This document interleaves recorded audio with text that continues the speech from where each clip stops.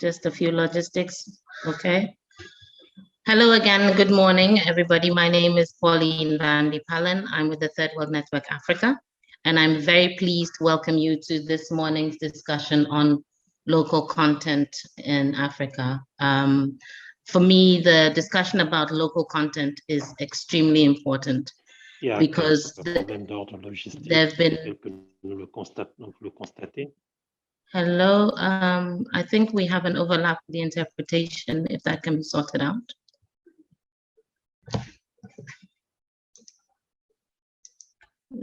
Just so for the participants who are with us right now, we have translation available into French. So if you would go to the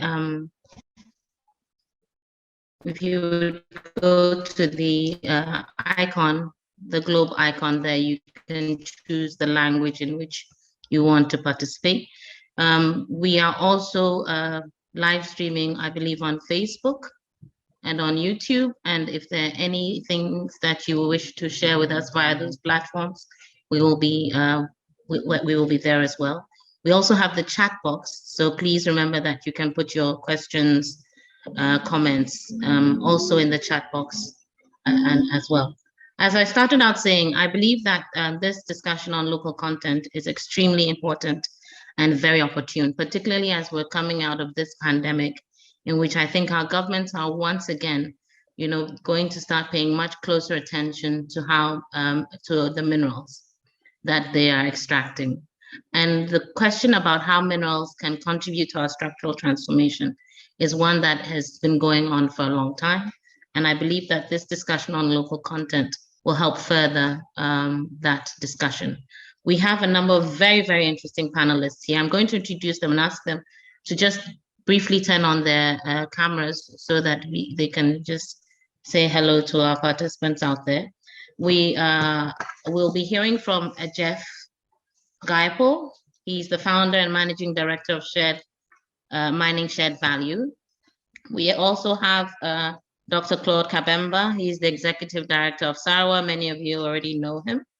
We have George Bokundu Mukuli. He's also with Sarwa and he's in the DRC.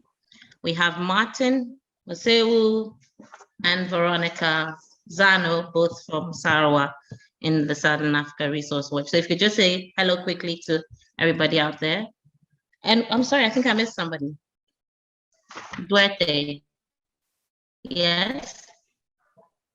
Yes, forgive me. Hello. So thank you all. The sessions are such that we will be hearing from Jeff initially. He's going to give us an overview of the issues, and we'll have a short discussion. After that, you can turn off your videos now.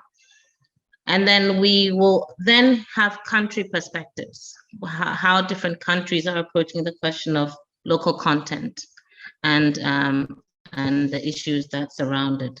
So that's just a very brief overview of how we expect the sessions to go. We are hoping to make it as participatory as possible. So there will be moments for our participants out there to join us, questions, comments. As I said, we have the chat box there. So if there's a burning issue, please remember to quickly put it in the chat box before you forget your train of thought. So if you would permit me, I would like to invite Jeff, who has produced a wonderful piece of work on local content, to help us understand how local content in the financial sector, I mean, it's part of the many linkages with the paper discusses linkages. And so apart from your general overview of what your work was, if you could help us get a better understanding of how financial linkages can contribute to economic development, you can start off from there. So Jeff, the mic is yours. All right. Well, thanks so much for having me. Really appreciated I really enjoyed doing the work with Kyla and Tatiana on our team, looking at regulations. We've been focusing on Southern Africa for quite a while. We've also done a couple briefs with the South African Institute for International Affairs, SIA, as well. So it's certainly an area we know fairly well, and it's somewhat exciting in regards to what the countries are trying to do on local content. So I want to give an overview of sort of where local content regulations are in this space for mining and development. I know we have panelists that are going to speak about individual countries, so I'm going to back up and maybe give more of a bird's eye view of what these regulations could do and some of the debates that are present. So just really briefly, we're a nonprofit initiative that pushes and helps the mining sector to increase local procurement. So that's obviously one part of local content. But obviously, overall, our interest here is on making sure that mining contributes to development in host countries. Now, I want to start off with what I think is just a fantastic quote, which sort of epitomizes this debate, which is to say that revenue from extractives is actually not income. It's just reshuffling a country's portfolio of assets. And the success is essentially whether a country can capitalize on this reshuffling of assets.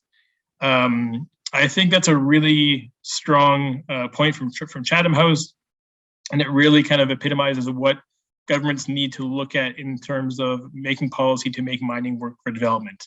The money on its own is not enough. We all know on this presentation, this panel, that the 2000s commodities boom was not harnessed for structural transformation. And that is sort of a widely accepted piece. The countries that were booming in the 2000s on paper in terms of GDP growth and tax revenue later faced fiscal crisis, and that's Ghana and Mozambique. And this is all before COVID hit, and it's all before even the oil price dropped. So countries like these were struggling well before COVID and the ensuing oil price drop. So there was a recognition, and we did see a recognition in the form of the Africa Mining Vision and other efforts. But clearly that's sort of, we're still looking at that debate now. And again, it wasn't just in Africa, Mongolia, Venezuela. There's many other countries that had the same experience. And I just want to really briefly draw on another example, which I think is really important, which is to say, by contrast, the East Asian economic miracle was a really key way of showing where foreign direct investment in large volumes resulted in economic development in a big way. So just hearing the interpreter, maybe we can solve that. But in any event, in South Korea, for example, the countries had a big effort around foreign direct investment and requiring parts manufacturers into the automobile sector. There were support for surrounding industries such as suppliers, education. And so this was a really all-system approach. Maybe just wait and see if we can, I think we need to get the interpreter assigned to the other slot or whatever it is. Donc l'interprétation est en train de déranger le son.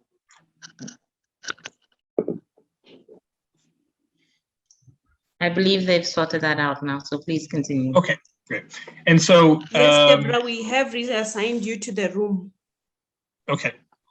So yes, so if you look at South Korea as well as Japan, these countries use industrial policies to harness foreign direct investment and led to economic development. That's the reality of what they've achieved and what China continues to achieve. So, it can be done to use foreign direct investment to really transform society.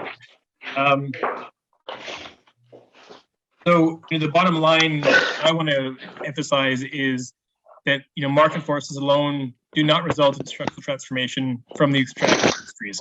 You could probably argue that for every sector, but I think particularly so due to the nature of extractive industries. And now we even see bodies that were essentially against industrial policy, against tariffs and all these procedures, like the World Bank. Even they now recognize the role of industrial policy and local content regulations in mining and for other sectors for that matter. So I guess the question is, and sort of one of the points of analysis of our paper with Sarawatch is, what is that level of regulation? What is, I think that the people recognize we need a nudge. The industry won't do these things on their own, But I suppose the question now is, what is that nudge? What form of that nudge, and how much nudging do you need? So just really briefly, the regulations on local content, I mean, they're exploding across all across Africa. I'm here, South Africa in 2018, Tanzania 2018.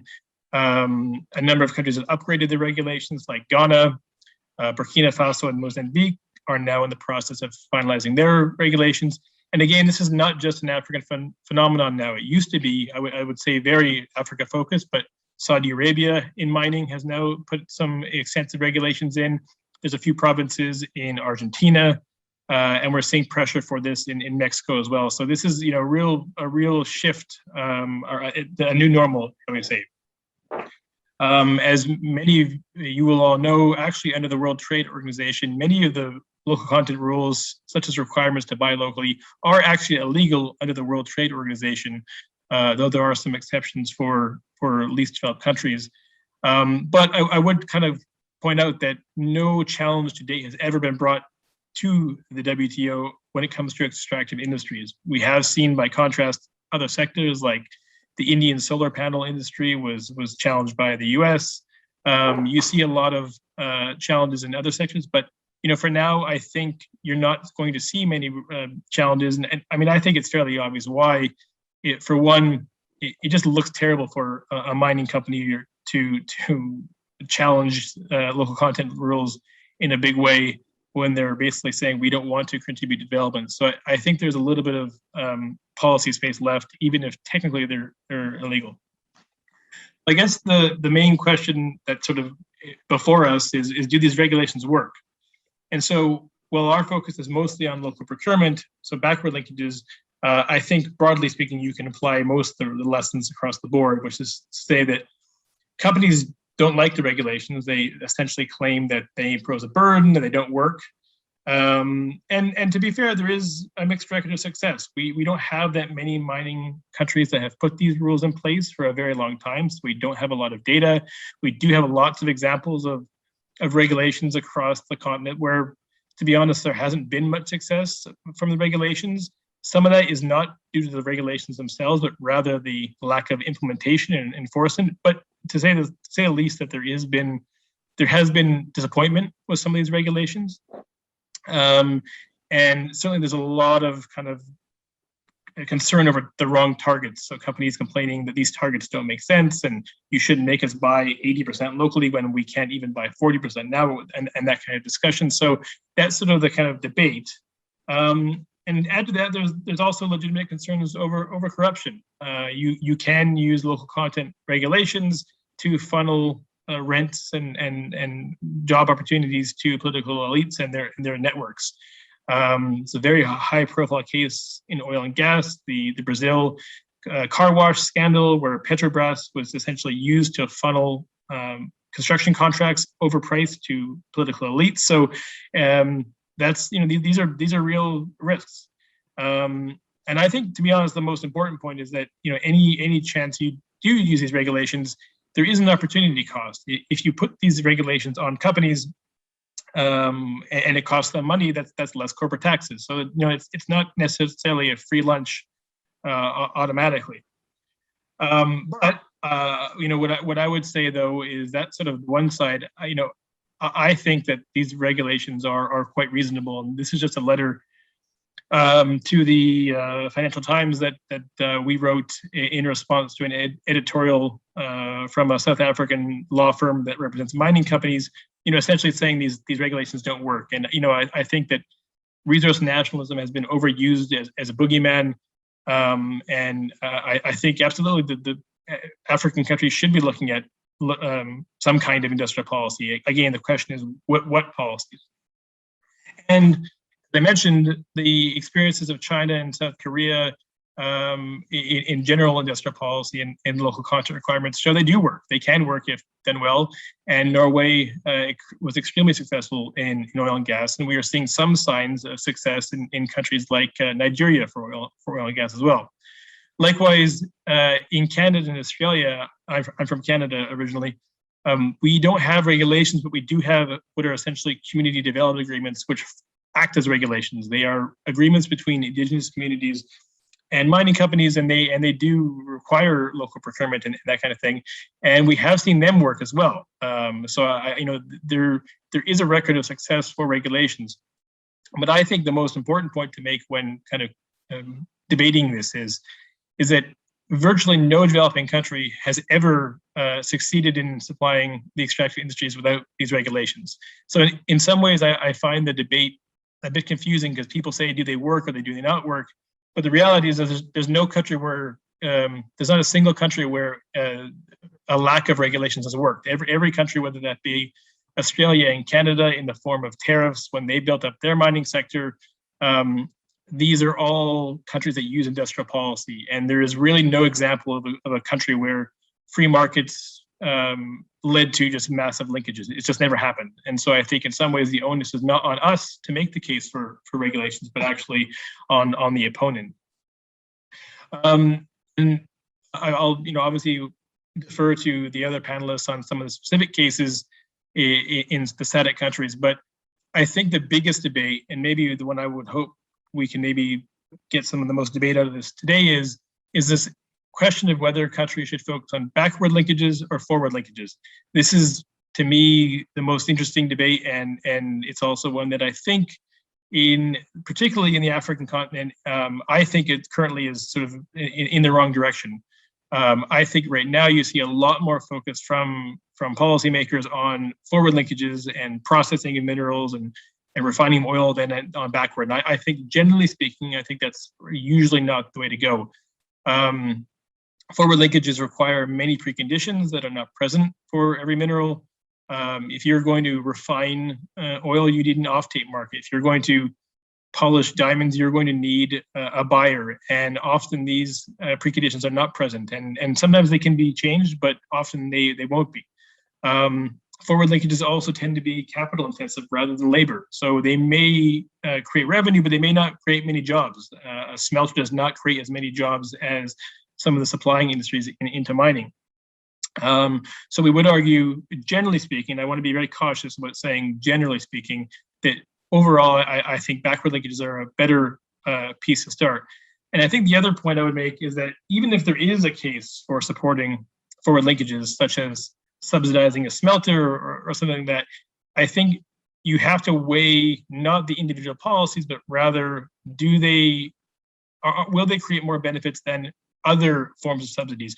It may be that subsidizing suppliers will create more benefits, and therefore that's a reason to support backward linkages.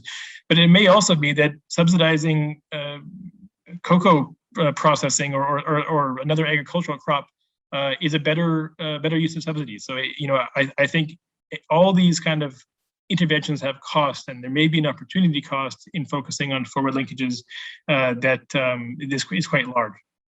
I want to sort of bring this point up because this is Australia, and there's often an idea that the reason why many countries can't do forward linkages is because they don't have the capital, they don't have the know-how.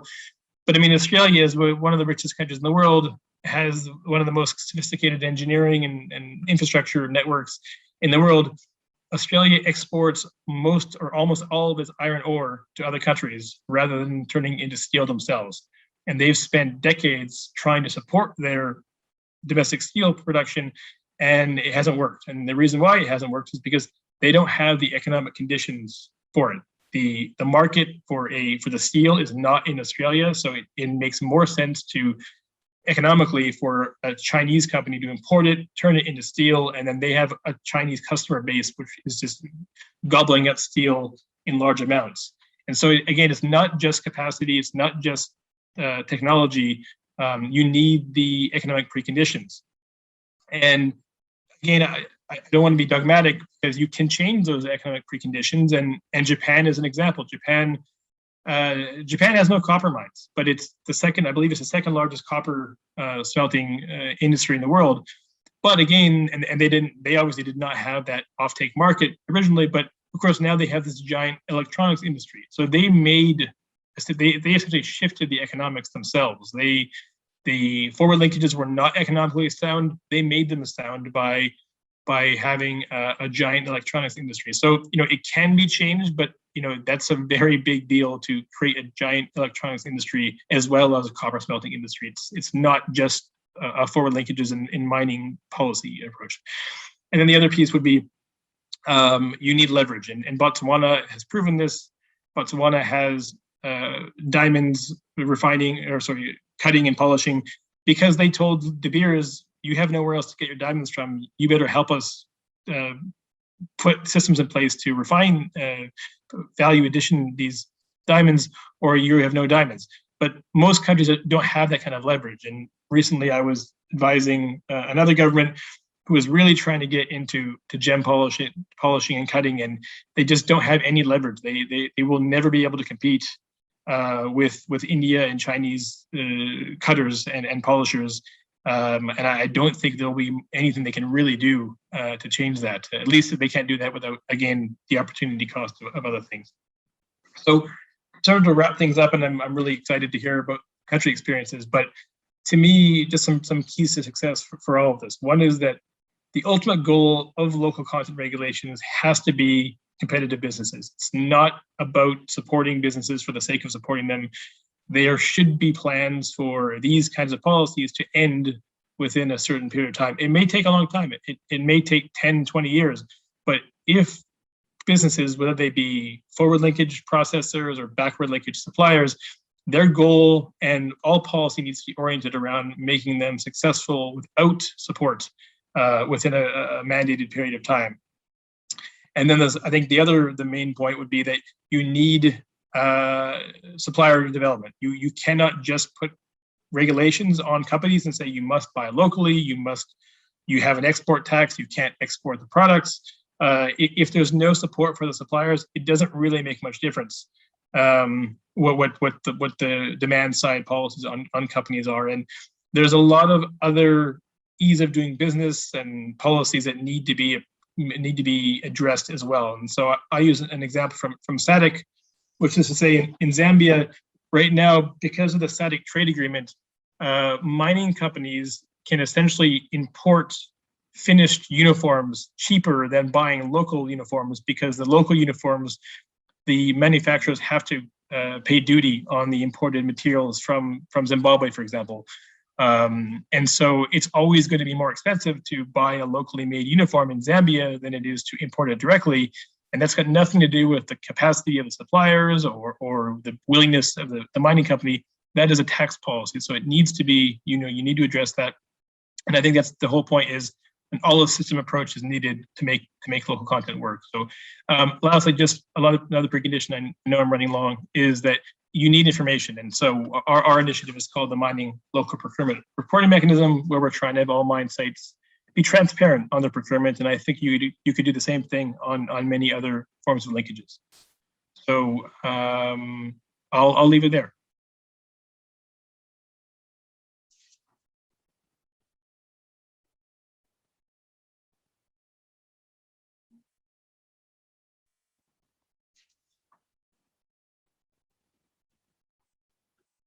Okay, thank you very much, Jeff. But before, as you know, the African Mining Vision is all about structural transformation using our mineral trees have fared in terms of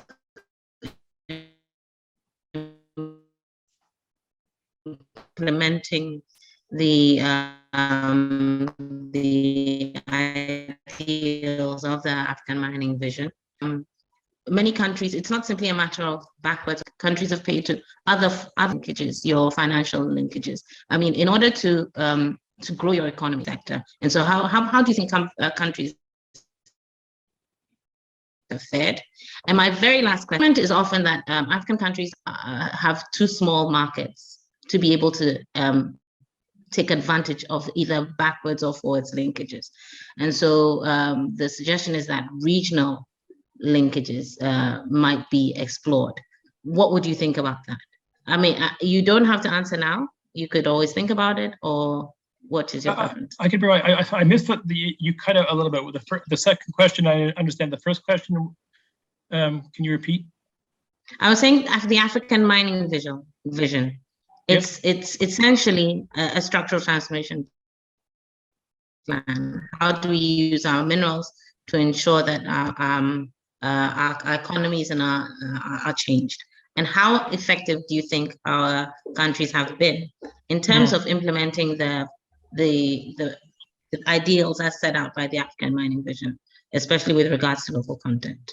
Yeah, I mean, I think generally speaking, I would argue that a lot of the countries have not done a great job, but that is changing. I mean, it came out in 2009, but as those regulations I showed on screen, they didn't really kind of come in many of these countries until about 2017, 2018.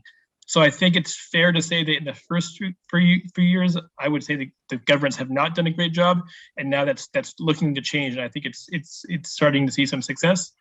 And then the second question, I mean, that's exactly right. You have to do this regionally as well, because you can't have every country cannot make every product. It makes much more sense for economies of scale for one country to make this and another country to make that. That's obviously incredibly politically difficult, because it's never in the democratic government's interest to help jobs in another country. But there is a need for that, and I would say that right there, the biggest thing that could help there is just better roads and rail infrastructure. That's, despite all the political challenges, if we can increase the links between we can reduce transport costs between countries, some of those things will happen automatically, whether or not policies are there. So yeah, I'll say that, but I'll leave it there. Okay. All right. Thank you very, very much. I think we will save the questions and answer period for the end so that we can have a longer period. So I'm going to invite George Bokundu Mukuli. He's from the DRC. He's within the DRC, and he's going to give us the country perspective. And my question to George is, what is the status of local content laws and legislations in your country?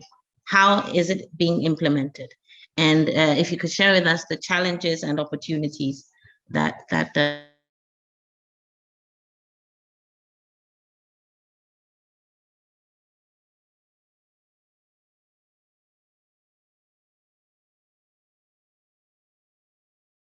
are being faced. And you have 5 minutes if you need to engage the interpreter. You have to unmute.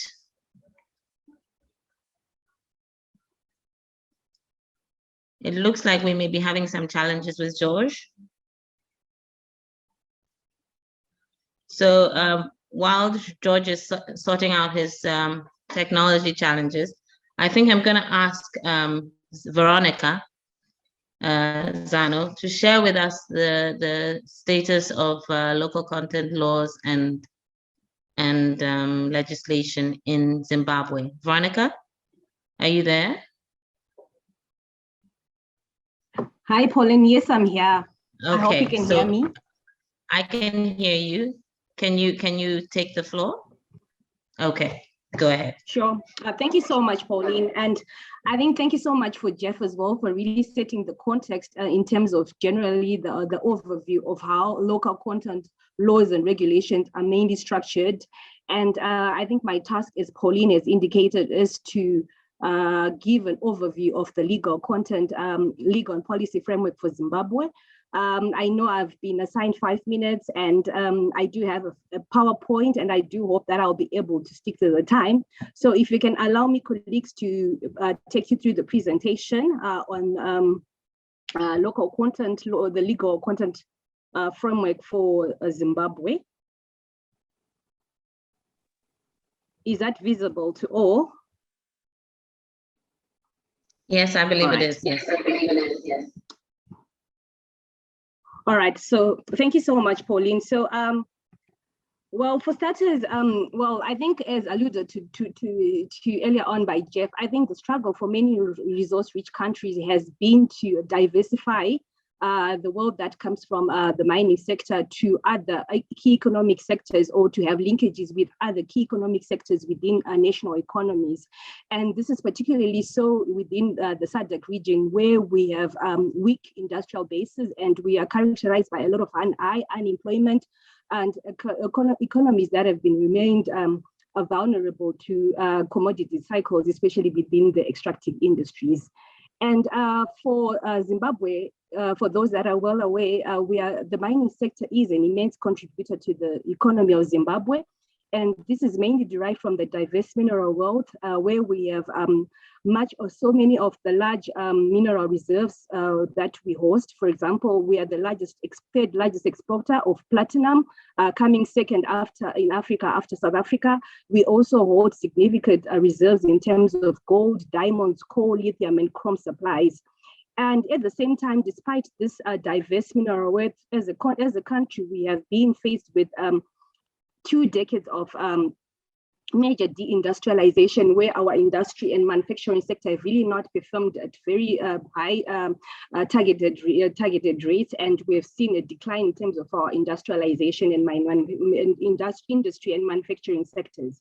And currently, the country is importing goods worth 6 billion annually, which is a relatively high figure compared to those of other countries in the region. That is, we are exporting much of our products that should be sourced domestically, showcasing how the industry is really at a relapse at this moment in time. And the value of manufactured exports in 2019 was actually approximated at 140 million, which was less than 4% of the total export earnings. So going to the legal and policy framework, I'll start with the constitution, because we are a constitutional democracy. And within the we have actually what are called national objectives within the Zimbabwean constitution, which are basically are supposed to guide the state and the institutions and various agencies of government in the formulation and implementations of laws and policy and decision making. And one of the national objectives highlighted within the Zimbabwean constitution is of national development, where the constitution is alluding that the state and all governments and institutions of government should endeavor to facilitate rapid and equitable development in Zimbabwe. And one of the measures that they are proposing, or the constitution proposes, which should be key in terms of influencing the formulations of laws and policies by government, is to foster development of key industrial and economic enterprises that empower Zimbabwean citizens. And in formulating some of these laws that really empower and facilitate industrial economic enterprises that empower Zimbabwean entrepreneurs or businesses, is that there should be a deliberate effort in terms of involving the people in the formulation of these development plans, and particularly ensuring that local communities benefit from the natural resources in their areas. Another national objective that is also tied to the aspect of local content is of empowerment and employment creation, where the constitution actually calls upon the government to endeavor and facilitate local measures, take measures to empower the marginalized persons, groups, and communities in Zimbabwe. And measures should be taken by the government to ensure that they create employment for all Zimbabweans. So from these provisions, it is quite clear that local content, the foundational framework for local content laws, policies, and regulations is actually embedded within the constitution. And being a natural resource-rich country with mining as a key economic sector, I think it is imperative within our government, as we are going to go through the different policies and laws, to ensure that these principles of fostering national economic development and empowering, and especially industrialization and creating economic opportunities within our key economic sectors, is actually provided within the foundational tenets of the national objectives of the Constitution. And these tenets should actually be the ones that should also be guiding the Zimbabwean legal and policy framework in terms of alluding and giving effect to these objectives. So I'll start with the Zimbabwe National Industrial Development Policy. In 2019, commendably, Zimbabwe went on a pathway to also develop the Zimbabwe National Industrial Development Policy. And what is also interesting about this policy framework is that it actually also recognized the importance of utilizing domestic resources and localization of supply chains. And the Zimbabwe National Industrial Development Policy also notes that the country has got a very diversified natural resource base, which should also be linked to industrial creation.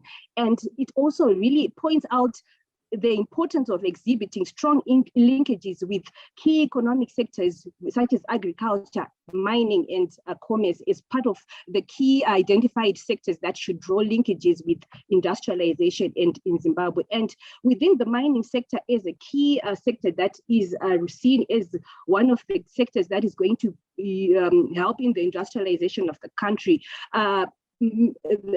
The issue of mineral beneficiation is actually noted as integral to the transition of the Zimbabwean industrialization and agenda.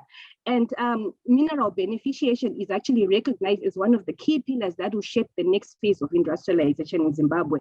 And some of the opportunities that are outlined or that are pointed out by the policy is that there is going to be need for promoting the processing of raw materials from the mineral sector, such as the platinum sector, where they shall be smelting and refining, the processing of lithium. As we know, we are in the just transition for clean energy sources, and lithium is one of the key components that are going to be integral within the just transition to cleaner forms of energy.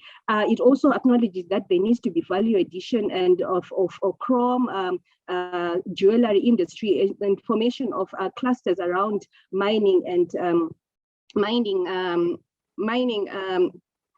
industry, encouraging the formation of industrial clusters and mining processing industries such as services and consumables.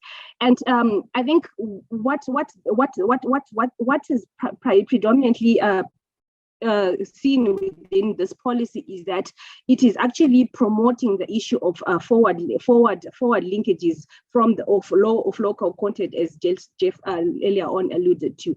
And local content is actually recognized as part of the policy's broad strategy in terms of facilitating the industrial agenda for Zimbabwe. We also have another key policy framework that is in place, which is actually the Zimbabwe Local Content Strategy, which was also adopted and came into effect in 2019. And what is earlier on alluded to, it is derived from the Zimbabwe National Industrialization Development Policy, where local value addition and linkages is actually seen as a key facet that will facilitate Zimbabwe from its natural resources and ensuring that there's value addition, beneficiation of local resources, there's employment creation, economic empowerment, as well as trade and fiscal expansion. In most researches, you understand that the definition of local content is often very difficult. But what is very interesting about the Zimbabwe Local Content Strategy is that it tries to actually define what local content means to us as the Zimbabwean citizens or the Zimbabwean economy. And it is defined as the extent of utilization of local resources in the production and provision of goods and services in the Zimbabwean economy. It also then defines what are called local goods, and these are defined as goods obtained, produced on money or manufactured and having after-sales services in Zimbabwe. And what the value chains are also defined as activities that will involve ensuring that products are produced and readily for use within the highly industrialized economy from those goods that are provided and produced within the Zimbabwean context. And some of the strategies that are also really provided within the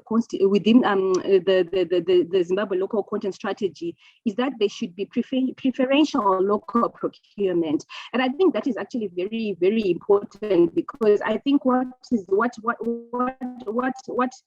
in addition to what the Zimbabwe Industrialization Development Policy provides in terms of forward linkages, the Zimbabwe Local Content Strategy tries to ensure that it also really draws on some of those backward linkages that should be embedded, particularly issues of local procurement. And the strategy says that the government shall ensure that consumers purchase made and locally produced goods and services, which should be prescribed within a minimal local content threshold. And to establish or to guide the implementation of this, especially aspects of local procurement, the strategy provides that there should be the commissioning of market studies to establish the minimum local content thresholds for designated sectors. I think this is a very important aspect, the issues of commissioning market studies, because it is important to understand, for example, what are the key essential goods and services that will be needed that are needed by Zimbabwe's mining sector, so that for those other actors that might be interested or have an inclination towards providing services essential to this sector, they are well aware, and this really helps in terms of really the demand and supply side that Jeff also talked about. And what is very interesting is that when you look at the local content strategy, it says that the market studies were scheduled to have been completed by December 2019. But however, I have not had, these have not yet been published. So I'm not sure whether this is a process that is going on, but this also shows us also some of the deficits that could be there, for example, in terms of implementation and putting into effect some of those policies whereby there is a backtrack of some of the commitments that we have made, and that also makes implementation really some of the shortcomings within the implementation of some of the local content policies that are in place in countries such as Zimbabwe.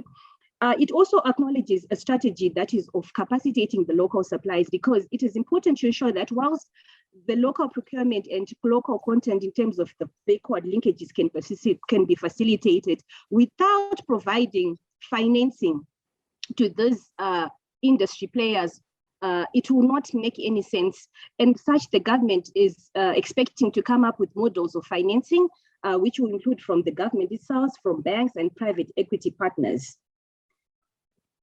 It also talks about creating business opportunities, whereby in terms of there should be compulsory requirements for bid invitations from the local enterprises, capacity building and employment creation, the issues of transfer of technology, which also we had experiences in terms of our previous presenter, and also the aspect of fiscal support, where governments will continue to offer fiscal support to those productive sectors that are going to be providing, for example, means to facilitate local content in terms of value-added tax waivers and so forth, and rebates. Veronica, can you wrap up? All right, we also have the Mines and Minerals Act, which is like the principal act which regulates mining in Zimbabwe. And unfortunately, the only local content linkage that's facilitated is on downstream linkages, particularly mineral beneficiation under Section 159 of the Mines and Minerals Act, where and also Section 247, which empowers the minister to declare an institution or a plant or offer rebates for any other mineral beneficiated plant. We also have the Mines and Minerals Amendment Bill, because the Mines and Minerals Act is still currently under review, and it also validates the issues of beneficiation, which again is looking at only one side of the forward linkages, or that should be embedded within local content, particularly low value addition, and it provides incentives that will be facilitated within the beneficiation of some of those minerals, and also prescribing regulations of export taxes for those beneficiated minerals. I think what's key from the Mines and Minerals Amendment Bills is that it lacks, it fails to integrate the local content commitments that are provided by the Zimbabwe local content strategy in terms of ensuring that local content is embedded within the whole mining value chain. That is from the backward linkages and the forward linkages. It also fails to embody, like, for example, how can it ensure that there is utilization of local mining supplies considering exports? Have we lost Veronica? I'm here, Pauline. Can you hear me?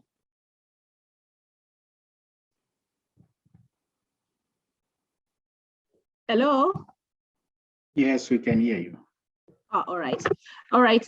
We also have the indigenization and economic regulations, empowerment regulations, which also provide that there should be a threshold for businesses to have a 50% shareholding in by indigenous Zimbabweans, although this law has actually been amended so that it doesn't affect the whole mining sector. And it also prescribes that there should be efforts to to secure or to procure from locally indigenous Zimbabwean businesses, where goods are supposed to be controlled by local businesses. It also, but however, what is shortcoming about this law is that it does not require businesses to submit local procurement plans, as well as the employment responsibility conferred by business is not set at a threshold, which makes it really difficult to implement within the sector. We also have the Small and Medium Enterprises Act, which is basically facilitating the promotion of small and micro medium enterprises so that they provide goods and services to the sustainable development of the economy, and also financing towards these small enterprises. In conclusion, sorry, Pauline, I think the overview from the presentation is that there is need to align laws regulating the mining sector, such as the Mines and Minerals Act, to ensure that they embody the strategies and the objectives of the Zimbabwe local content strategies, ensuring that there is local content within the whole mining value chain instead of just looking at beneficiation. I think we also had an issue that when it comes to beneficiation, it links to issues of investing in infrastructure development, which is still something difficult for us as Zimbabwe. The power shortages, issues of transport and water supplies. It also, I think another recommendation is that there's need to track and measure the progress of the local content strategy implementation matrix. I talked about the market study, which has not been done, which needs to be done so that they can be identified specific entry points for businesses that can be able to facilitate the identified goods and services that are essential to the sector. And there is also need to avail capital to merit-based local suppliers that can be feed into providing essential goods and services, and also because that is also going to be important so that this is not hijacked by political elites and their businesses. I think in conclusion, that's all I can say related to you have said a lot. You have said a lot. Thank you very much.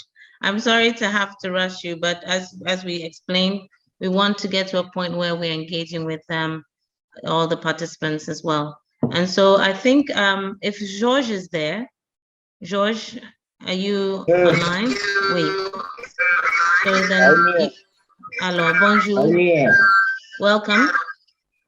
Thank you. So we would like to ask you about the situation in the DRC. What is the local content, what is the status of the local content laws and legislation in the DRC? The floor is yours. Thank you, Mama Moderator. But I will speak in French. Oui, that's fine. We have interpretation. If they could just check, because I think I saw a message about French interpretation. So if that could be checked on and you can speak in French. Okay, thank you. En RDC, pour ne pas aller dans beaucoup de littérature, il y a 3 cas qui nous concernent, ou 3 lois qui nous concernent dans le domaine de local content. Et ces 3 cas, il s'agit de la loi sur la sous-traitance, il s'agit de la législation minière, et puis de la législation sur les hydrocarbures. Et depuis 2015, le pays a commencé des réformes jusqu'en 2017 où il y a eu une loi sur la sous-traitance, la loi du 8 février 2017, portant les règles applicables à la sous-traitance dans le secteur privé. La particularité de cette loi, ou l'objectif de la loi, c'est qu'il faut promouvoir les petites et moyennes entreprises à capitaux congolais pour protéger la main-d'œuvre locale.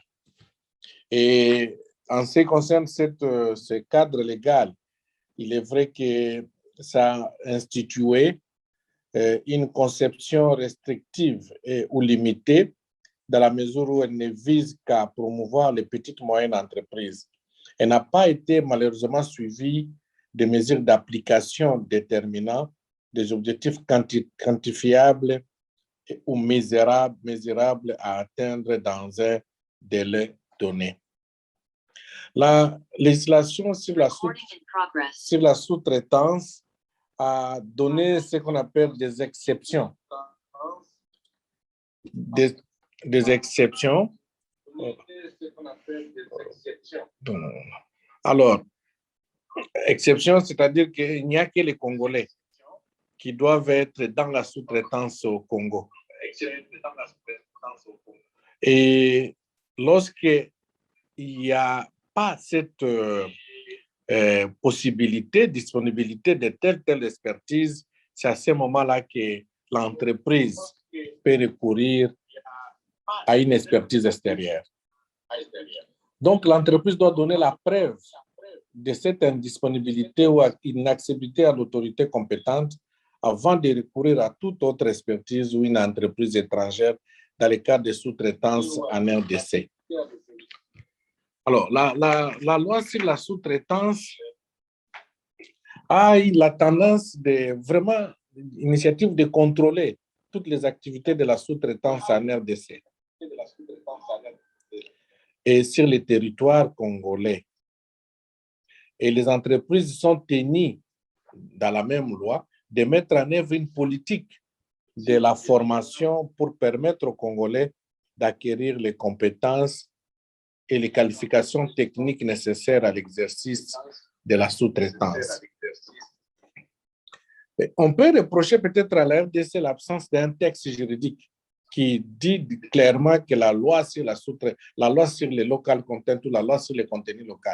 Mais au moins, ici, la loi sur la sous-traitance vient créer une certaine limite à ne prendre en compte que les Congolais, dans le cas d'exercice des différentes activités des grandes compagnies minières, comme compagnies des hydrocarbures, comme même dans les compagnies forestières.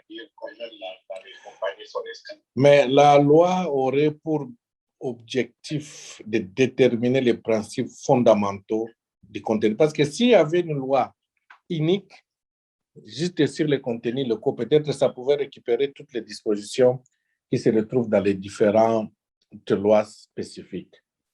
La deuxième législation, c'est la législation minière, où nous avons un code minier, un règlement minier qui ont été révisés en 2018 et qui a créé beaucoup d'initiatives ou d'innovations. Et là, on va même jusqu'à définir les sous-traitants. Si la loi sur la sous-traitance, elle est ce qu'elle est, mais déjà dans la loi minière, on définit aussi qu'est-ce que c'est un sous-traitant. Et cette définition amène aussi à une limite dans le cadre de réalisation des activités au niveau des fournitures et des services. Les contenus locaux, il est important de souligner que la disposition légale en matière de certaines innovations qu'on a été créées, on va même jusqu'à l'ouverture de l'actionnariat aux Congolais dans le secteur minier. On donne même... On a un interprète, hein? OK. Donc, il y a l'actionnariat qui est ouvert aux Congolais. On va même jusqu'à donner un pourcentage de 10%. Et on donne aussi les principes de l'exclusivité dans les codes miniers. Ne peut être le sous-traitant qu'une compagnie qui est détenue par majorité par dans son capital par la majorité des Congolais. C'est-à-dire que dans un capital social d'une entreprise, il faut au moins 50 ou 51% soit détenu par les Congolais. Et c'est vraiment une exclusivité dans les codes miniers actuellement. Si dans la loi sur la sous-traitance ou même dans les hydrocarbures, on n'a pas restreint les exigences d'être un fournisseur dans les entreprises minières, mais dans les codes miniers, ne peut être sous-traitant qu'une entreprise qui est détenue en majorité par les Congolais. Et ces deux principes, en réalité, même que ce soit l'ouverture de l'actionnariat ou des compagnies elles-mêmes, souffrent quand même des principes d'application, souffrent dans leur application. Donc, dans les contenus locaux qui est trop énuméré dans les règlements miniers de la RDC, on voit les trois axes principaux. Il y a l'emploi, il y a la formation et le transfert de technologies. Donc, dans les règlements miniers, il y a ces détails-là. Dans le domaine de l'emploi, le travail des ressortissants étrangers est réglementé en termes de pourcentage même. Donc, on ne peut pas aller à tel pourcentage, les tableaux que j'avais partagés là, et même dans la liste des emplois interdits aux ressortissants étrangers. Donc, ces emplois-là ne sont réservés qu'aux Congolais. Et même des règlements déterminant les conditions de leur emploi. Donc, la priorité est donnée d'abord aux ressortissants ayant les mêmes compétences que les concurrents. Ça, c'est dans les règlements miniers. Donc, on met aussi les principes de compétences égales avec les étrangers. Donc, vous verrez dans la loi ou le règlement minier, dans un des articles, on catégorise les pourcentages, que ce soit pendant la période de recherche, quel est le pourcentage qu'on doit réserver aux Congolais, la période de maîtrise, la période de recherche, la période de construction, la période de la production. Et là, on catégorise. Il y a les cas de direction. Par exemple, pendant la période de recherche, il faut au moins 20% que ce soit des Congolais. Jusqu'à ce qu'on va arriver à la production, jusqu'à 11e année ou au-delà, il faut avoir au moins 70% des Congolais. La même chose dans les cas de direction ouvriers qualifiés comme les manœuvres. Vous remarquerez que dans les manœuvres, il faut au moins 80% même à la phase de recherche. Donc, on ne voudrait pas amener des étrangers dans tous travaux lorsqu'on commence les débuts d'exploration. Donc, dans la pratique, les dispositions du Code du travail, comme des règlements miniers, ne sont pas aussi respectées parce que vous verrez même des manœuvres soit importées, même si on peut expliquer que c'est la spécificité du travail. De la main-d'œuvre étrangère est importée pour des emplois réservés aux ressortissants. Cela est remarqué de temps en temps, surtout avec les compagnies chinoises qui ne respectent pas ça. Bon, le problème aussi, ce sont les autorités qui ont la charge du contrôle. Donc, l'État doit prendre les mesures nécessaires afin d'encourager la participation. Quand vous allez maintenant dans le secteur des hydrocarbures, là, la loi a été trop claire avec son article 5 qui a donné des principes, les principes dans les secteurs des hydrocarbures. Les principes selon lesquels il faut la question des transferts de technologies. Donc, l'article 5 du Code des hydrocarbures montre qu'en aval, comme en amont, comme en aval, il faut respecter les objectifs ci-après et principes ci-après. Le développement des compétences nationales et le transfert des technologies aux nationaux. La promotion professionnelle des nationaux et de l'expertise locale. Le développement des entreprises locales. Donc, ça, ce sont des principes qui est dictés clairement dans les codes des hydrocarbures. Et ici, l'État, effectivement, devait prendre des mesures nécessaires en vue d'encourager la participation des nationaux aux activités des hydrocarbures. Et l'emploi des nationaux est privilégié à compétences égales sur les étrangers. Donc, en matière d'emploi, les sociétés pétrolières sont tenues de déposer en début de chaque année et chaque fois que les besoins s'en font sentir, les profils des candidats à recruter avec les cahiers de charges, des compétences et la description des postes à pourvoir, ainsi que les calendriers de formation personnelle, du personnel local. Il y a aussi la question des transferts de technologies. Les compagnies pétrolières sont tenues de former les Congolais aux technologies qu'elles utilisent dans les activités pétrolières. Donc, la loi, que ce soit la loi sur la sous-traitance, que ce soit le code minier ou la loi sur les principes généraux, sur les hydrocarbures, les contenus locaux est là-dedans avec des exigences.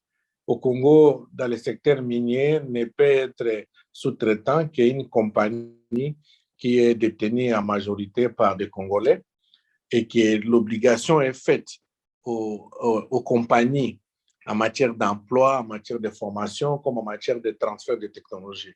Mais toutes ces initiatives souffrent toujours dans leur application parce qu'effectivement, il faut une campagne de sensibilisation, il faut des contraintes vis-à-vis des compagnies. Des recommandations ont été formulées dans ces rapports où on exige d'adopter peut-être une loi générale juste sur les compagnies locales en RDC en reprenant tout ce qui se trouve dans les différentes législations dans le secteur extractif.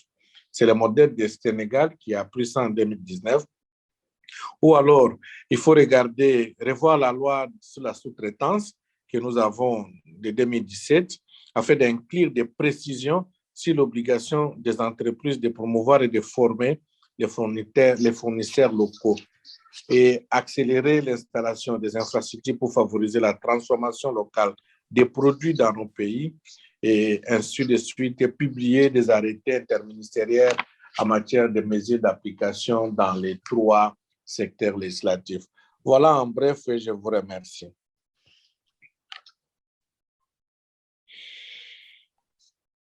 Thank you very much, George. Can I invite Duarte to give us the Mozambique experience? What is the experience of Mozambique in terms of local content laws and legislation, given Mozambique's experience with the oil sector? Thank you. Thank you, Pauline. Many thanks to Starwatch to organize this webinar and to allow me to have this opportunity of sharing my knowledge on the Mozambican local content with you today. By way of introduction, I am partner of the MCA law firm, that is a firm specialized in international business advisory with a special focus in Lusophone markets in Africa. Today, I'm giving you an overview of the current local content regime in force in Mozambique, as well as the most relevant expected changes that will be affected by the approval of a draft law that is currently being discussed in the parliament. Local content in Mozambique has been a hot topic over the last 4 years. In fact, since 2017, that this new draft law is being discussed without insofar entering into force. Regarding the local content rules in force, there are several rules spread over different laws that are mostly generic and that set out some principles to be followed by the foreign investors. One of them is the so-called mega projects law, and basically it sets out the legal framework for concession agreements between public and private entities and contains several local content requirements, such as participation from public entities as local partners in the business ventures. On the oil and gas sector, the Mozambican petroleum law has several local content provisions aimed at potentiating economic growth for Mozambican citizens and companies, such as the imposition that the oil and gas is for Mozambican consumption, and the government of Mozambique shall guarantee that a quota of no less than 25% of the oil and gas produced in Mozambique is dedicated to the Mozambican market. And the government of Mozambique shall ensure that ENH, which is the local public company, takes the lead in the marketing and sale of petroleum products. In the mining sector, the mining law and the mining law regulation mention some local content dispositions such as title holders and contractors must give preference to Mozambican goods and services whenever available in the required time and quality, and when its price, taxes included, is no more than 10% higher to the prices of the imported goods available. On the other hand, this law sets out that mining companies operating in Mozambique shall ensure the employment and technical training of Mozambicans.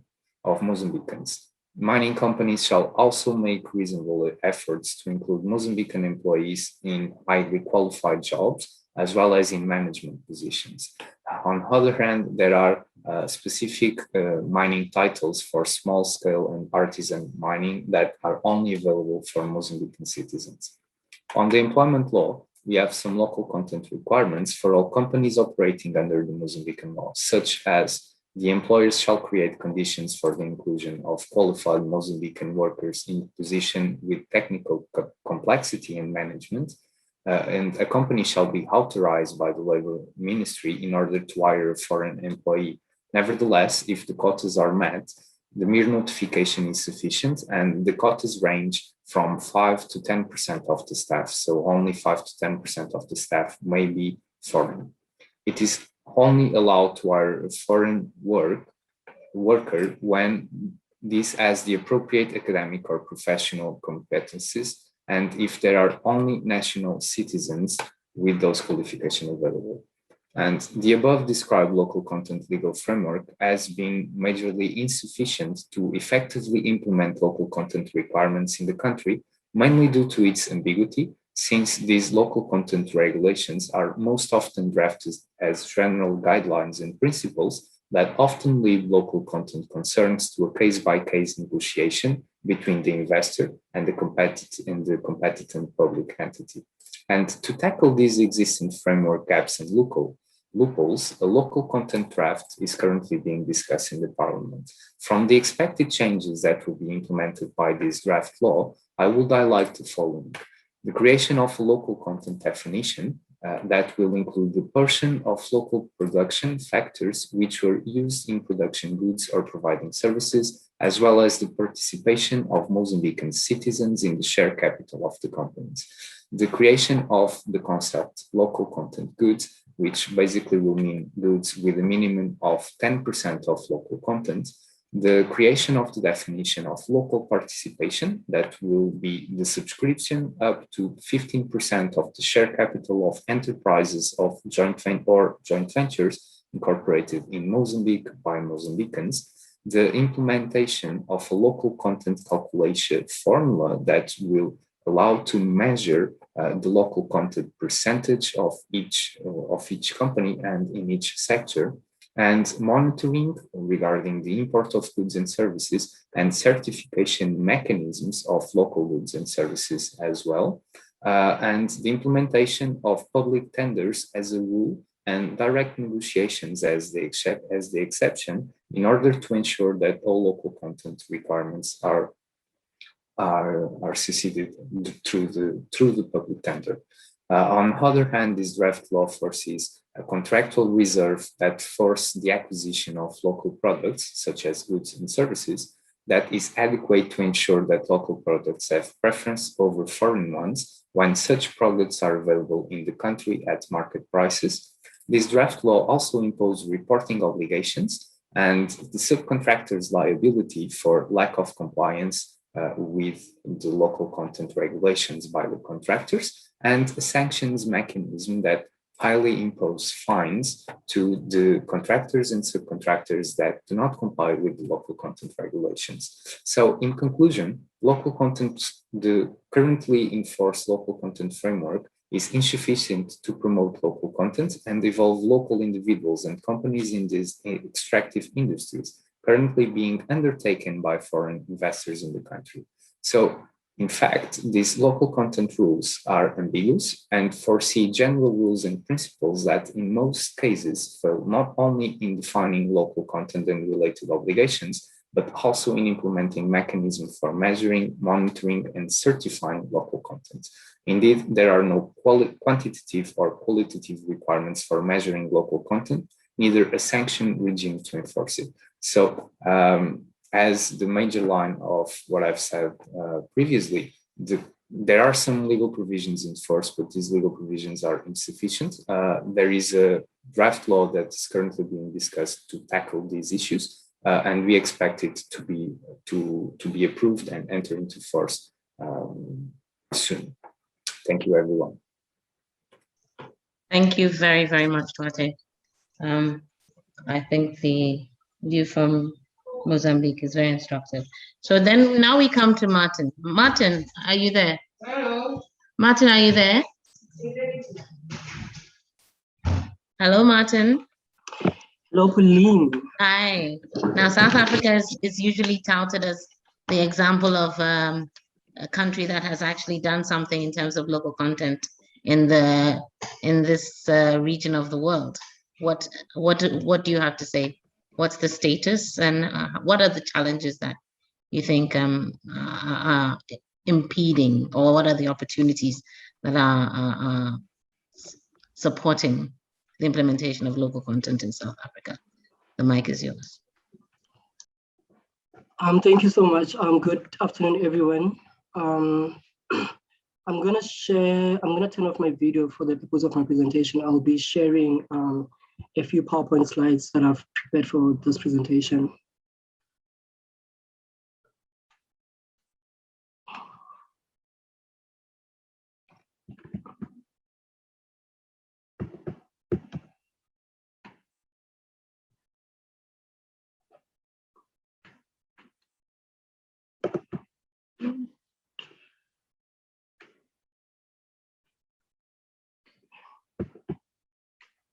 Are my slides visible? Yes, they're on the screen. Okay, thank you. So my presentation will focus on the evaluation of the application of legal provisions of local content and subcontracting in the Southern African mining sector. So essentially, the question becomes, why do we need local content policy and laws in the mining industry? I think it has been widely accepted that many resource-rich countries, particularly in Africa, have not been able to capture the revenues from the resources that the abundant resources that they have, and this phenomenon has been normally called or termed what is called a resource curse. And I think this is also evident in South Africa, where there is like really growing large inequality, despite the country possessing so much mineral wealth. So local content policies therefore aim at serving the government's overall objective to ensuring that mining investment plays its full potential role in achieving the country's development goals and in alleviating poverty and the socioeconomic hardships that many countries face. So South Africa's local content framework is a particularly unique one because of South Africa's history with dispossession, inequality, and apartheid, obviously. We will remember that historically there were people, particularly Black people, that were not allowed to participate in the economic activities of South Africa, particularly in the mining sector. And as a result of that, the Constitution of 1996 set it out as its mandate to achieve Black economic empowerment. This would be to address South Africa's historically skewed economic structure, which is a consequence of obviously past injustices and discrimination. The country's extractive industry is seen as a catalyst to ensure that all the historical injustices are redressed and people that had been previously economically marginalized are empowered. And this has been achieved through largely the Black economic empowerment. So South Africa's local content policy framework includes things such as labor quotas, ownership requirements, procurement targets, mandatory expenditure on training and on supply chains. I will briefly just skip to the legal framework that governs South Africa's current local content procurement framework. I think most as a starter, we have the Mineral and Petroleum Resources Development Act of 2002, the Beneficiation Strategy of 2011, the South African Minerals and Policy, the Broad-Based Economic Empowerment Charter for the mining industry, the Codes for Good Practices for the South African mineral industry, the South African Minerals and Policy, the Liquid Fuels Charter, and the Precious Metals Act. Other key legislations that I think are of important to mention in South Africa's local procurement framework is the Employment Equity Act, the Competition Act, and the Skills Development Act. I think something that is worth mentioning with regards to the Minerals and Petroleum Development Act, which is what I would call the main act that sets out South Africa's ideals and aspirations in terms of undoing the historical injustices of the past. So the MPRDA, as it's commonly known, has some of these following objectives: to facilitate equitable access and to develop mineral resources, to promote sustainable and meaningful participation of historically disadvantaged populations, and to ensure that holders of mining rights contribute to the economy and development in all areas which they operate.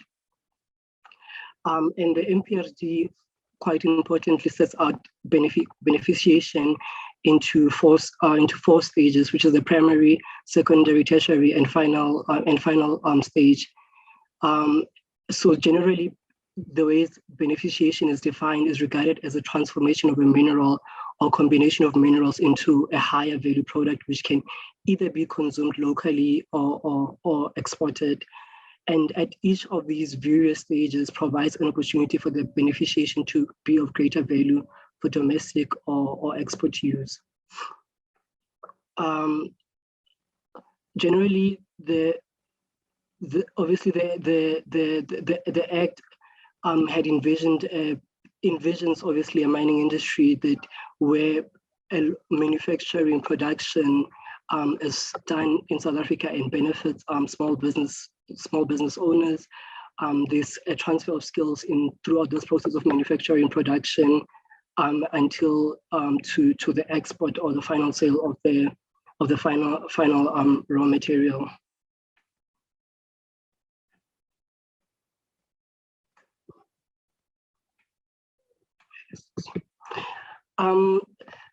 So I think just to skip right past the regulatory framework, I think what is important is how do we assess the implementation of local content policies.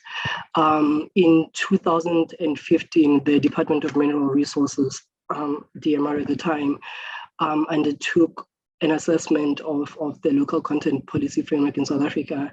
And it realized that there's been good progress in achieving the targets that are set out in the scoreboard. The scoreboard is the scoreboard that is set out in the MPRDA. And then it found that in total, from 962 right holders who submitted data for the assessment, 46% of the eligible mining right holders who had submitted data had accounted for 95% of the total employment in the sector. And this apparently gave a fair representation of the SA mining industry, with majority of the people employed in the industry being people from historically disadvantaged backgrounds. But I think the assessment cannot really give us a complete view of the mining industry and how the mining industry is faring in meeting its local content quotas and targets. I think there has obviously been a lot of issues and challenges emerging with obviously the implementation of local content in South Africa. One of the key challenges is that there's a lack of resources, obviously, in terms of other small role players that are trying to gain entry into the mining industry.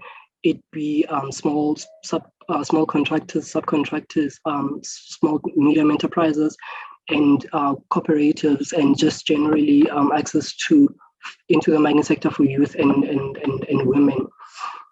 And this obviously most of the challenges the challenges would be in line with resources and financing, with a lot of small emerging businesses not having enough capital to be able to compete and enter the industry. There's also a lack of skills and training in terms of what we would regard as small role players seeking to gain entry into the mining sector, and also like there's a lack of skills just in the mining sector itself, with a lot of skill, with being very little skill transfers between personnel.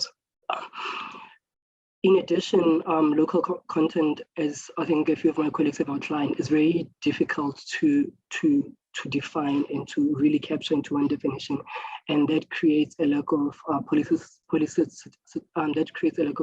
certainty, which is crucial for any productive investment environment and for legal clarity.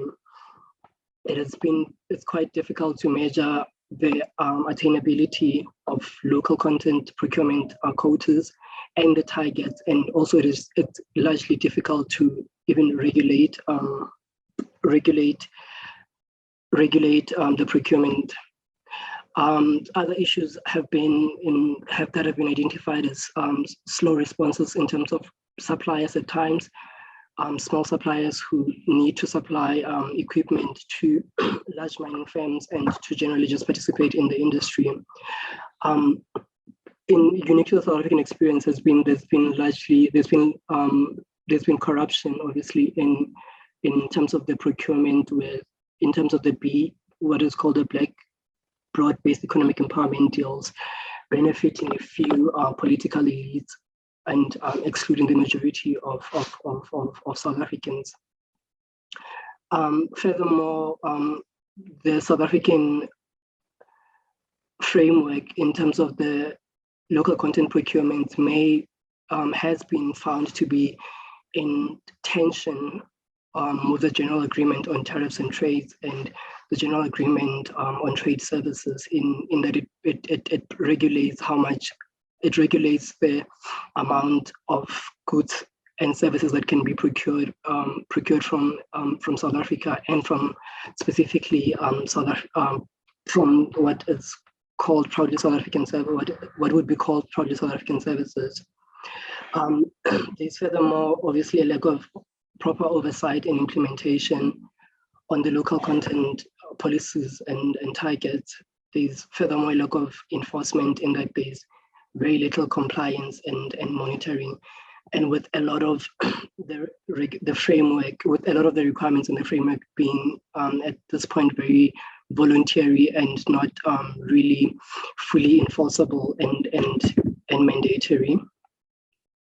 I think to close off, I would speak of what I deem as challenge as new opportunities. I think for in this arena, I think we can all agree that local content policies can be an engine for facilitating diversification in the market and in product creation, and can lead to the creation of cleaner technologies, which is quite crucial at this point. And then I think local content can also force us to be innovative in the strategies and goals that we set out for broader economic development. And quite clearly further is that the local content procurement framework needs to be very clear. It needs to have a very clear institutional framework to which it functions, which is defined, which sets out targets that are measurable, and how those targets are measurable. Submission of deadlines for submission of local content review measures, and how those measures are assessed. And I think lastly, it's quite clear that the successful implementation of local content policies and local content requirements depends on intensive coordination across a wide range of stakeholders, such as government department, obviously business, international partnerships, NGOs, communities, mining communities particularly. And this is quite clear that it needs full cooperation from all stakeholders involved in the entire mining value chain. And I think there's a great opportunity for South Africa as a regional investor in Africa to invest more in industrialization and diversification of Africa's economies in regards to this. And I think South Africa has the opportunity to set out a clear and quite certain regulatory framework regarding local content policies and local content policy requirements that would lead the way for the rest of the African continent, and would sort of help benchmark the rest of the countries, the rest of the continent's local content framework. I think I'll pause there for now. Okay, thank you very much. Thank you. Thank you to all the panelists for giving us a very clear picture of the conundrum Africa faces in terms of at least some of the countries in Africa face in terms of the local content policies and policies. I'm about to open up the floor for comments. But I think if you've paid attention, we have Dr. Jean Losongo, who has been very active on our chat. And I think, Dr. Losongo, if you would permit me, I would invite you to share a few comments with us, because if you would introduce yourself and then share a few comments with us on some of the experiences of local content and some of the thoughts you might be having, it would benefit our discussion greatly. So, Dr. Losongo, are you there?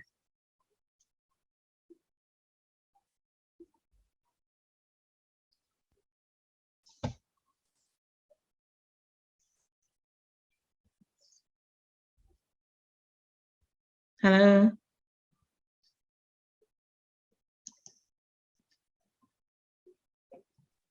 If he's not in the space to speak at the moment, then I would invite comments, questions from everybody else. My question to the panelists, I mean, I know Martin has shared some of the challenges that have been faced, but because each of you has explained that countries are at different stages in terms of their local content policies and legislation. Dr. Jean? Yeah, can you hear me? Okay, yes, now we can hear you. Please go ahead.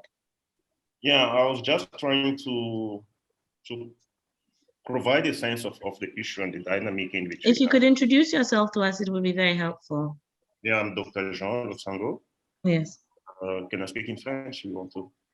You're welcome to. Yeah, bon. I'll speak on both languages. So, okay, that's fine. Donc, je suis Dr. Jean Losango, Zinga, donc je suis consultant à l'Union européenne.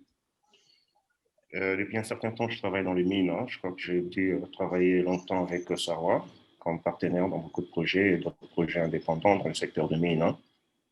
Il y a pas mal de facteurs en fait qui influencent actuellement lorsque nous essayons de voir en Afrique. Il y a beaucoup de pays qui run out of mining, donc qui ont été exaucés et qui continuent à chercher à explorer dans les autres pays, comme les Congo, la Zambie, Zimbabwe et tout comme ça. Mais ils sont plus reliés dans leur pays d'origine, quoi. Donc, c'est-à-dire en termes de supply, en termes de everything. J'ai été personnellement choqué dans plusieurs opérations minières que je participais dans le cadre d'études de faisabilité, voir même la tomate, même le petit simple papier hygiénique qu'on utilise, qui doivent provenir de pays d'origine de ces pays, en fait, d'où ils viennent, pour essayer de nourrir le minier dans les sites. Et le plus souvent, vous rencontrez des gens dans les avions, vous partez dans un site minier qui revient du pays d'origine de la mine dans lequel vous êtes consultant, pour essayer de réparer ne serait-ce qu'un congélateur ou un climatiseur dans un site minier reculé dans l'étranger. À un certain moment, on commence à se poser des questions. Est-ce qu'il n'y a pas des locaux qui peuvent faire ce genre de travail? Il n'y a pas de moment qui peut fournir le minier dans les tomates pour nourrir tous les miniers qui sont dans les cas miniers? Est-ce qu'il n'y a pas? Il n'y a pas, il n'y a pas, il n'y a pas. Dans le cadre de l'Afrique du Sud, comme vous le savez, je crois qu'après le lancement du bloc économique empowerment, tout le monde a été choqué de voir tout ce qui se passe là dans les tendes, tout le monde, ça crée une élite de gens qui veulent profiter de ça. C'est pareil qu'on peut avoir au niveau du Congo aujourd'hui, formé, qu'on a essayé, comme a dit mon frère Georges Bokundu, que la loi maintenant essaye de donner plus de l'importance au local content, donc c'est-à-dire le sous-traitant au niveau du Congo. Mais je vous dirais que ce sont les mêmes entreprises qui prennent à travers les nationaux, qui sont congolais, et qui continuent à faire ce qu'ils faisaient avant à travers les Congolais.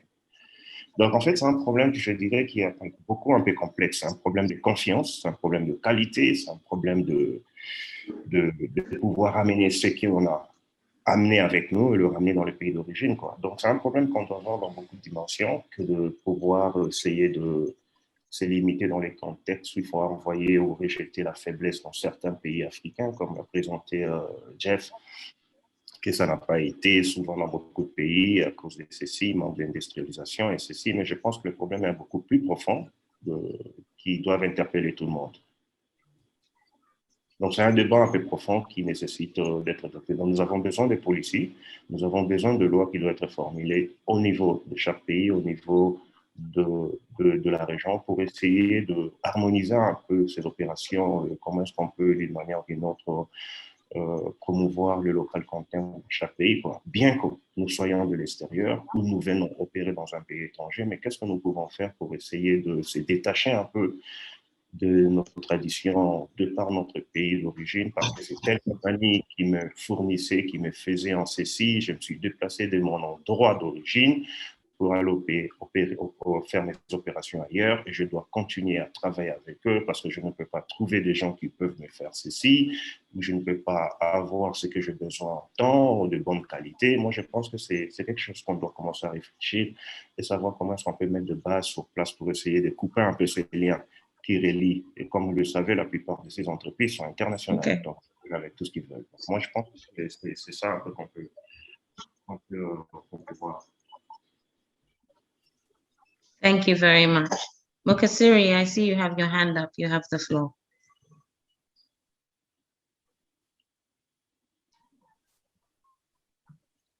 Mukasiri?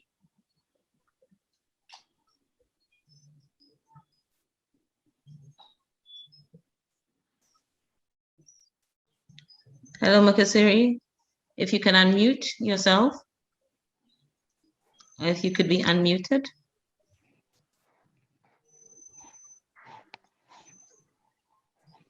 I see Lyman has his hand or her hand up as well. Lyman? Yes. Hello? Hello? Yes, we can hear you. You can hear me? Yes, I can hear you. Okay, that's fine. I have some comments on development of downstream, linkages. Please go ahead. Yes, and I have also some recommendations, and I want to end up with 2 questions to our panelists, especially tapping on the experiences from the various countries they are coming from. My comments are that downstream linkages, in my view, are actually constrained by a lack and high cost of supporting infrastructure. We are looking at power, transport, water, and also lack of technical support services, because the downstream sector is highly, skill intensive. And also, beneficiation facilities, if you're looking at mining, establishment of base metal refineries, precious metal refineries. These are quite, big, facilities. So there is a huge financial, constraint there. And the other thing also that I have noted is the failure of, African countries to significantly develop and produce the so-called, development minerals or industrial minerals, which have clear linkages with other local sectors anchoring the economy. For example, if you're looking at phosphates that feed into fertilizer production, limestone for agricultural lime, use of many industrial minerals in construction of roads, dams, etc. That's basically leading to industrialization of the countries. And the last comment is the lack of deliberate incentives and a greater inclination, which is evident, towards the punitive measures, such as export taxes on unbeneficiated exports. For example, in Zimbabwe, we have the case for chrome and platinum group metals. Those are my comments, and my recommendations, respective recommendations to these comments is that the government should use the mineral revenue to address infrastructure and technical constraints. And, like human resource development and the R&D, and government should also incentivize development of industrial minerals, as I have indicated, the potential linkages that can come from there. Lastly, my recommendation is that governments should avoid the stick-like export taxes, as it constrains production of primary feed into the downstream, and also reduces the market for the upstream, because if the primary production goes down, the market for the upstream is also going down. Those are my recommendations. Now, my questions are these regarding the policy and the legal frameworks. To what extent is the government are the governments deliberately dedicating mineral revenue to catalyze development of downstream linkages through addressing the constraints which I have indicated? And the second question is, what can be done in terms of industrial policy to address the issue of financial constraints on downstream linkages? I've heard from the presentations, this has been indicated that the policies are actually talking about those. Which options are they talking about? But critically, to what extent is the industrial policy being implemented, on this particular issue of finance in practice? Those are my comments, recommendations, and questions on the downstream. I would want to come back also on the upstream, but maybe let me stop here for now. Okay, thank you very much. Mukasiri, can you unmute yourself now? Okay. Thanks very much. I think this is a very, very interesting discussion. My comments and some few questions, but to start with, they also resonate with what Dr. Mlambo said. But on the flip side, you look at the local content. It also starts with how we frame the benefits from our natural resources or mineral resources. We are told, therefore, that we are gaining government revenue, talking about tax revenue, but in effect, we are depleting our wealth. You can't talk about benefit when you are consuming your capital, your capital, that is your natural wealth. So in that sense, that discourse has to be very strong about trying to reinvest or maintain the capital wealth that we have by investing in other industries that are productive. So the whole discourse about local content has to be very framed in that lens of trying to counter the depletion of the capital wealth that resource countries have. In that dynamic, also, it's very important that we look at, for instance, the broader impact of illicit financial flows and the international financial and taxation architecture that facilitate globalization and in a manner that they can shift profits wherever they want. In that sense, they create unfair competition with local industries. So that unfairness, if it is not addressed, it leads also to limited opportunities for local enterprise development. So those are two things that I just wanted to highlight. And lastly, the aspect of the aspect of local content in so far as foreign currency retention is concerned, because most businesses outside the mining sector are not able to secure foreign currency. So if that foreign currency is not liberalized, then it cannibalizes or it reduces growth opportunities for other enterprises. So it's very much also important that we look at foreign currency linkages that are being resisted by multinational corporations. Okay, thank you very much. And we have a question from Learn More in the chat box to all the panelists. And Learn More is asking, what have been the effects of local content requirements in the context of potential foreign direct investment and value addition for the countries that our panelists spoke to? Now, I'm not sure if we have any more questions for the moment, so I will hand over to our panelists to take a stab at the questions that Dr. Losango, Learn More, and Mukasiri have posed to us. Maybe we can go first with Jeff. Yeah, absolutely. I mean, they're great questions, and maybe I won't get to all of them, but I mean, I think that point about investing in the infrastructure is crucial, and that's the same for forward and backward linkages. And I think the question was sort of, have I seen it? I mean, to be honest, no. There's been very little.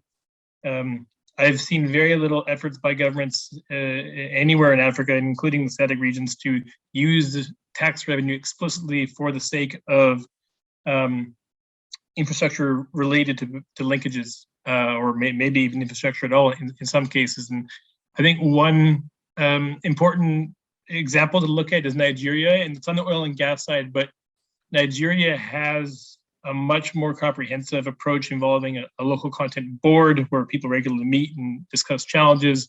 They have a local content fund where I think it's something like 1% of all transactions have to go into this fund, and that funds can be used to fund suppliers. So the finance is sort of built into the regulation. I think that's crucial. I would say just on the forward linkages though, that yes, the infrastructure will help, and it's crucial, but in some cases it might not be the key variable. Maybe just quickly to use the example of Indonesia, because Indonesia right now is sort of the test case, because people always point to countries that have tried export taxes and export bans and it hasn't worked. But in Indonesia, it looks like it is working. And what they did is that they made an export ban on raw nickel and other ores. And then at first it didn't work. At first those problems that were highlighted there happened. All the nickel was just piling up, and that was reducing production. So they had realized they went too aggressive, so they delayed the export ban a couple of years. But then what they did is they actually went and made offtake agreements with Chinese customers, and they did other things. So yes, the infrastructure matters, but the securing of offtake agreements was crucial, and the securing of investors into the smelters was important too. So it's not enough to have a good policy and a good infrastructure. You actually need to then do some matchmaking, go seek investment, and it's much more proactive, I guess is my point. But I'll leave it there because there's lots of questions and lots of panelists, so I'll take that one. George, would you like to? George, are you there? I'm here. Yes. Thank you, madame. Yes, pour la question de la politique du gouvernement, l'accompagnement que l'État pouvait faire avec l'argent qu'il engage ou qu'il reçoit. C'est difficile dans nos pays ici, où d'abord, vous regardez les budgets, c'est insignifiant, et lorsque le gouvernement perçoit, c'est comme si dans nos pays ici, c'est plus les frais de fonctionnement que l'État paye, un peu l'armée, la police, la sécurité.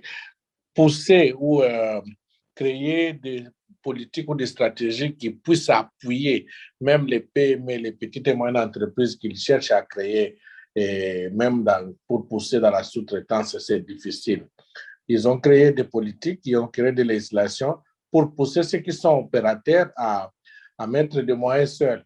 Mais je n'ai pas encore vu là où le gouvernement essaie. Il y a eu une compagnie au Congo, le Fonds de promotion de l'industrie, qui pouvait soutenir ce genre d'initiatives.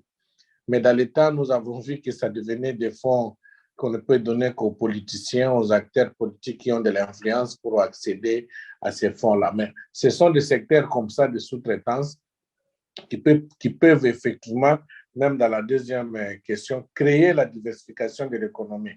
Parce qu'à partir des mines, avec les revenus qu'on peut tirer, on peut aller dans d'autres sous-secteurs pour pousser les pays à une certaine diversification, de sorte que les jours où il n'y a pas les mines, il y a quand même d'autres secteurs d'activité économique qui sont créés à partir de ça et que nous avons vu l'État pousser, soutenir et accompagner les acteurs locaux dans ces activités de sous-traitance, ces activités économiques et autres que les mines. Voilà les commentaires que je peux faire. C'est difficile pour nous, pour certains pays, de voir les politiques pousser et mettre même des moyens pour que les choses marchent. Je vous remercie. Before Veronica and Duarte and Martin come, we have Francis who has his hand up. Francis?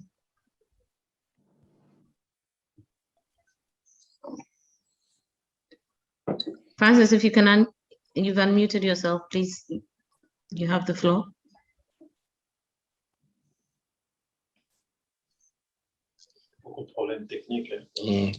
Hello, Francis. C'est pas seulement ici. Okay, we're having a delay here. So maybe, oh, I see. Okay. Lyman, are you following up on a question you asked, or okay, then maybe Veronica, I see Lyman's hand has gone down. Veronica, you'd like to share your thoughts? Thank you so much, Pauline, and thank you so much to all the contributions. I think largely most of them, they're comments, but I think I largely agree with the comments from Lyman and Mukasiri that it is not sufficient to just look at the revenue aspect from the natural resources without really looking at how it has really contributed to diversifying in our economies. And I think the onus is, like what George has been saying, is that there should be a deliberate effort by our national governments in terms of our budgets, in terms of priority towards giving channeling funds towards key economic sectors that really boost local content in terms of issues of provision of goods and services, manufacturing and so forth. For example, in the transport, energy sectors, for example, and even supporting the financing of such businesses. And I would say, feeding on from Jeff's presentation, that it would be good to look at the low-hanging fruits that seem to be available to national economies, and these could be through the backward linkages that we talked about. And for us, I think that's a much more low-hanging fruit that government could set priority to in terms of ensuring that there is implementation of local content frameworks that are within countries. But with regards to Lemon's question on what have been some of the effects on local content requirements in the context of foreign direct investment, I think in my presentation, I mentioned about the indigenization and economic empowerment regulations, the 51% threshold capital within companies. And that has been actually seen as one of the impediments of FDI in Zimbabwe's mining sector.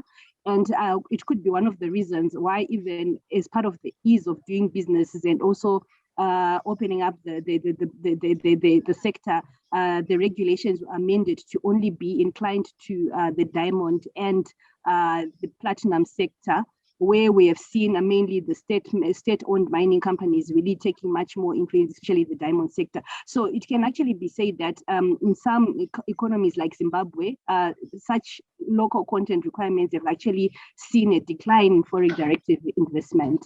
So those are some of the issues that have come with some of these provisions in countries such as Zimbabwe. I think that's what I can just comment on. Okay, so to go to Duarte, again, Lyman was asking, have you seen any link between the industrial policy in Mozambique and the extractive sector? Does that come up in the discussions around local content? Duarte? Hello. No, unfortunately, that hasn't come up in any local content discussions. The Parliament is currently focused on discussing what the percentage of goods and services shall be deemed as local content goods and services for the purposes of the operations and mining extractive industries in the country. So there's not a direct relationship between both. However, and addressing the query related to what has been the effects of local content requirements in the context of potential foreign direct investment and value additions, maybe I will say that I will highlight the fact that the training that locals are being provided with has been something very positive for the country. So I wouldn't say that the infrastructures, as Jeff was saying, and I agree, that the infrastructures are being changed and that the state and the government is allocating funds to developing these infrastructures. But the fact is, they are training local staff, and the training is obvious, where you can see a lot of oil and gas and mining companies that already employ local Mozambican staff for management positions and for highly qualified positions. So I will say that the major effect of local content requirements currently in force is related with the know-how of the locals.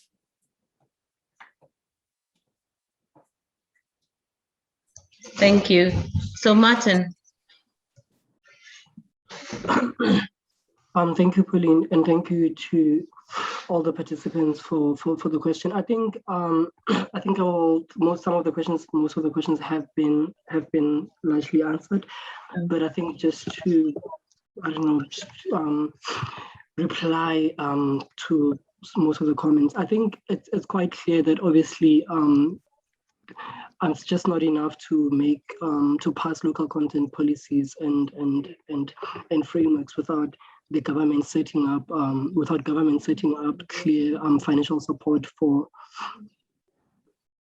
financial support to support entry by manufacturers, because it's quite evident that manufacturing costs for products are too high, and a lot of and also the local manufacturers struggle to meet the quality standards that would be set by different bodies, by different quality assurance bodies. And so it's quite clear that governments must put incentive to ensure that there's some form of support to ensuring that the quality standards are met, and other stakeholders are able to compete compete into the sector, and that they should. I think there needs to be like a little bit a room of flexibility in terms of how in the approach to local content requirements is, because if it's too strict and too static, it means that it leaves out it has the potential of leaving out upcoming manufacturers and producers, because of the large and bureaucratic requirements that some manufacturers and producers might not be able to meet. So the policy, the entire policy and framework must be cognizant of the realities of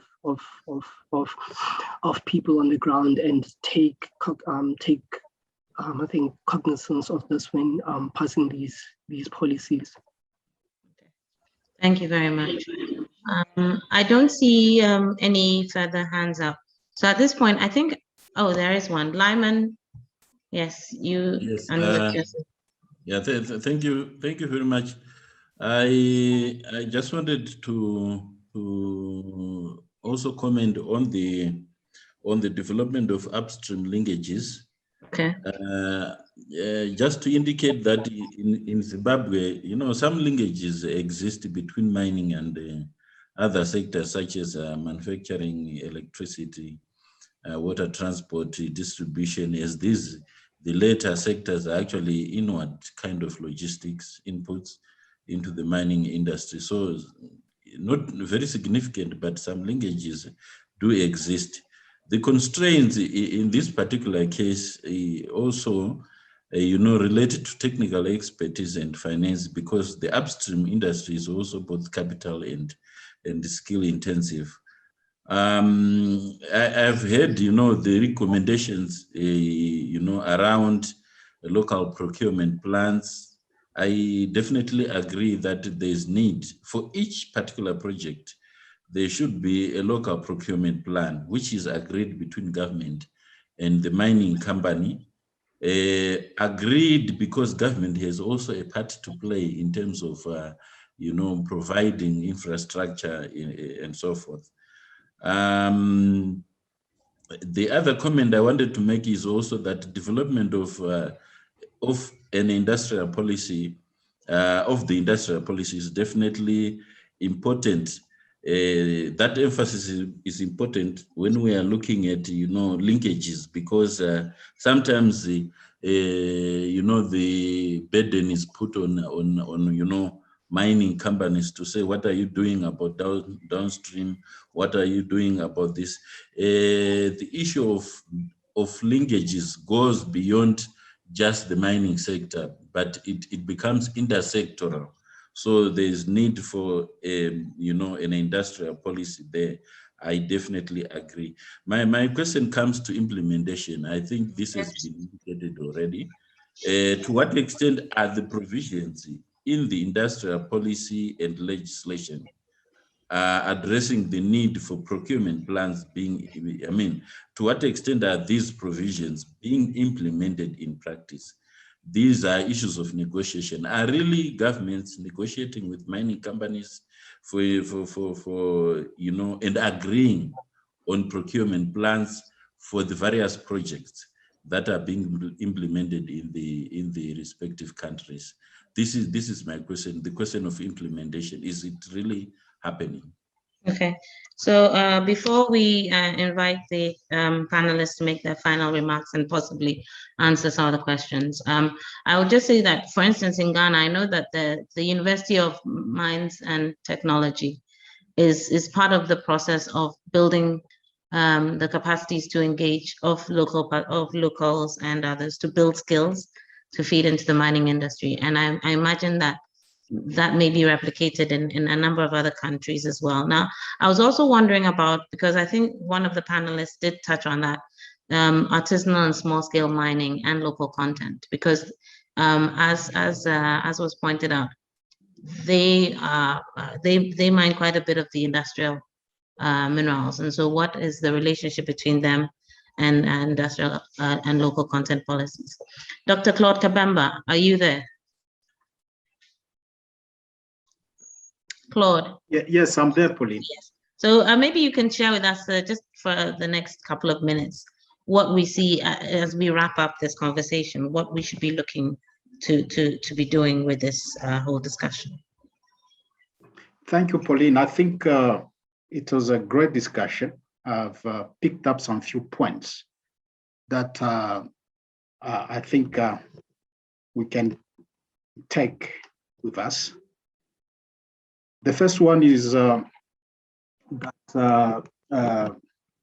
local content is emerging as a strategic point in the value chain to support African economies to draw maximum benefits from the mining sector. That one, I think when you look at the losses that we endure through illicit financial flows, through lack of capacity for the state to mobilize to collect revenues, and all tax evasions, local content provide us with a strong element, is becoming a stronger point where we can collect, we can keep these revenues in our countries. And local content is one area that will allow us to keep those revenues by increasing the participation of locals in the mining value chain. Because as we do that, that money remains in our bank account, and that money can then be invested in infrastructure that we are talking about. Local content and the entire procurement issue is a $1 billion business across our continent. So if we focus on that, we are increasing our chances to capture sufficient revenue from the extractive industry. One key point, I think, and which has been raised, is the gap between policy and implementation. As we've seen from Jeff's overall presentation and country-specific presentations, despite the fact that African countries are putting in place local policies, we are also seeing the lack of capacity to implement them, to monitor them, to evaluate them. And I think we simply need to ensure, I think it's a problem across many sectors where our government put policies but have got difficulties to implement them. Certainly, I also picked up that it's important, those industrial minerals, which are very strategic for the development of the continent, but also because they touch very easily to the poor, the small people, as we'll call it, because they intervene directly in the development of society. Those industrial minerals become very critical in terms of,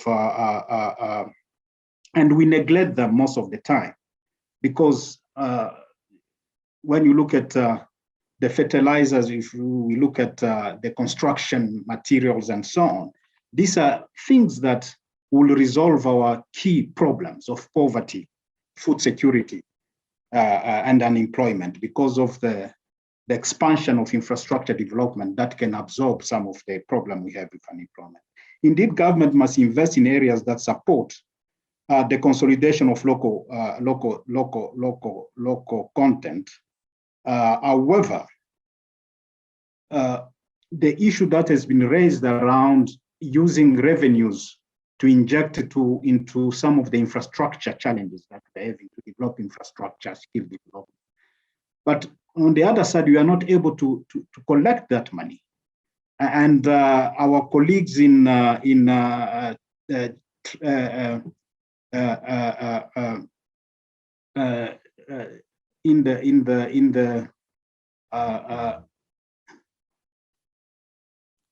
can you hear me?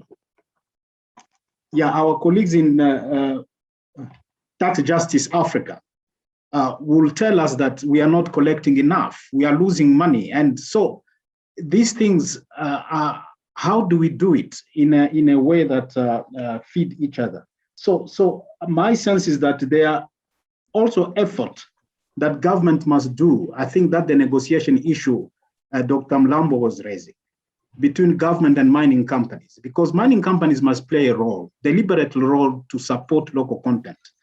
And I think that's something we need to invest to persuade mining companies to take a deliberate approach to support this. And I think we might also want to see if we have established a local content policy and approaches, how can we also sanction those companies that are not abiding to those laws and legislation.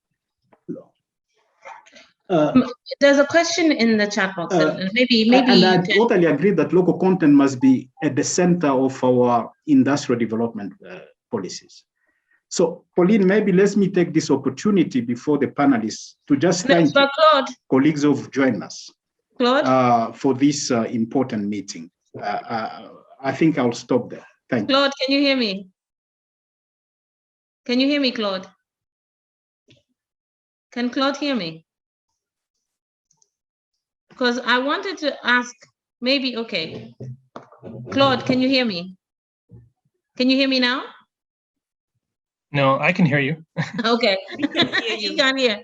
Because yeah, we can hear you.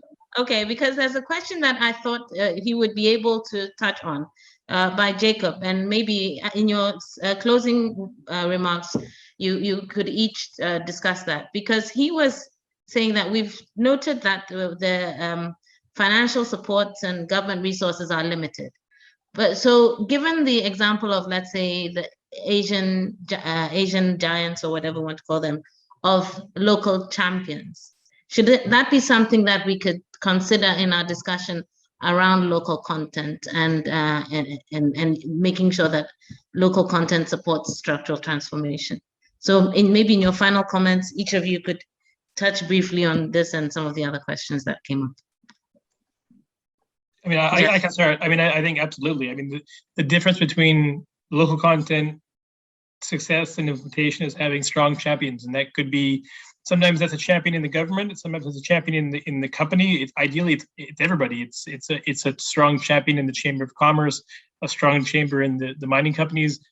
Again, going back to the Nigeria example, the reason why I think they're having a little bit more success on their local content approach is because they've got a local content board and there's much more regular communication, because it's not just about policies, it's about spotting deals and making deals and securing finance for a large project. So I would say that. And if you look at, for example, a country like Australia, they don't have local content rules, but they do have strong governments always funneling in infrastructure spending and doing market analyses. So I mean, again, the policy is very important, but having someone actually following through and checking in on everybody, having a committee where people meet quarterly to identify challenges, that's the key. So I would say absolutely, champions are the key.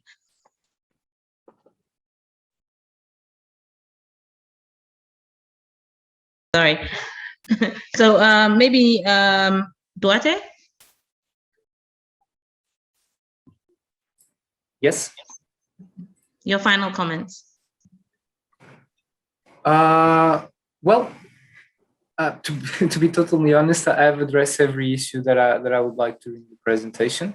I think that all the speakers and panelists had very great points, and especially Jeff, thank you for the overview. It has been very useful. And I hope to have the opportunity to discuss this afterwards when the local content requirements have been further implemented in the countries. All right, Thanks everyone. So George? Thank you, Maman.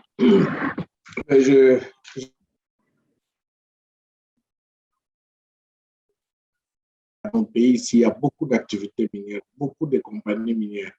Et donc, il y a beaucoup d'activités de sous-traitance. Malheureusement, dans le passé, nous avons vu que les mêmes compagnies pouvaient financer les compagnies étrangères dans la mise en place de certains marchés, dans la livraison de certains marchés. Mais lorsqu'il s'agit des locaux, c'est difficile que les compagnies aient confiance depuis que les lois sur la sous-traitance sont sorties ou les exigences du code minier. Ça devient de plus en plus difficile ou c'est difficile pour voir les responsables de compagnies minières financer même à moitié les lancements de certaines activités dans leur compagnie, au même titre qu'ils faisaient hier avec leur compagnie sœur de l'extérieur. C'est un problème sérieux, donc en réalité, en regardant le nombre d'activités minières que nous avons, par exemple, en RDC, on pouvait déjà avoir des PME qui sont des PME viables. Il y a une compagnie qui dit qu'il a créé des millionnaires à l'Est parce qu'il a financé directement quelques compagnies minières, quelques compagnies locales qui ont pu aujourd'hui livrer les carburants ou livrer certaines activités ou équipements dans la mine.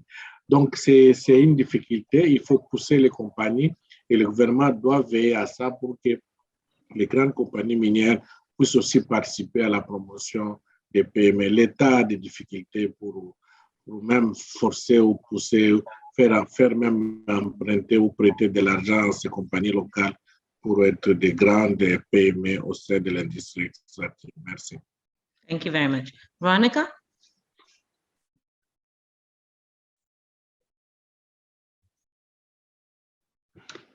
Hi, Pauline.